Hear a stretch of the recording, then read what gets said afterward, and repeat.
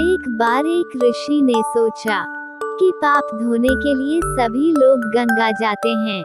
ऐसे में सारे पाप गंगा में ही समा जाते हैं। इस तरह तो गंगा भी पापी हो जाएगी। उस ऋषि ने ये जानने के लिए आखिर पाप जाता कहाँ है, तपस्या की। तपस्या करने के फलस्वरूप देवगण प्रकट हुए। तब ऋषि ने उनसे पूछा कि गंगा में जो पाप धोया जाता है वो कहाँ जाता है।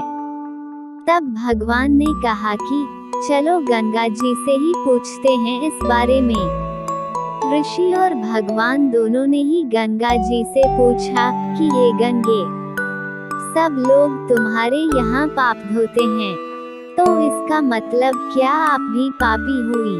तब गंगा ने कहा कि मैं कैसे पापी हो गई, मैं तो सभी पाप लेकर समुद्र को अर्पित कर देती हूँ।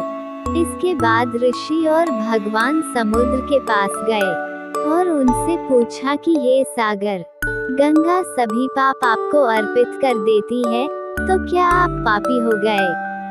तब समुद्र ने कहा कि वो कैसे पापी हुआ, वो सभी पाप को भाप बनाकर बादल बना देता है। अब ऋषि और भगवान दोनों ही बादल के पास गए, उनसे पूछा कि हे बादल, समुद्र पापों को भाप बनाकर बादल बना देते हैं, तो क्या आप पापी हुए। बादलों ने कहा, मैं कैसे पापी हुआ, मैं तो सभी पाप को वापस पानी बना देता हूँ और धरती पर गिरा देता हूँ। इससे ही अन्न उपजता है, इसे ही मानव खाता है।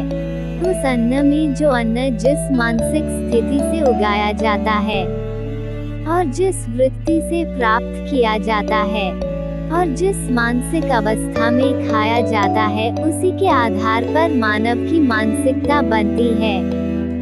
यही कारण है कि कहा जाता है कि जैसा खाए अन्न वैसा बनता मन। जिस वृत्ति से अन्न प्राप्त किया जाता है और जिस मानसिक अवस्था में खाया जाता है, वैसा ही विचार मानव का बन जाता है। ऐसे में हमेशा भोजन शांत रहकर ही ग्रहण करना चाहिए। अन्न जिस धन से खरीदा जाए वह धन भी श्रम का होना चाहिए।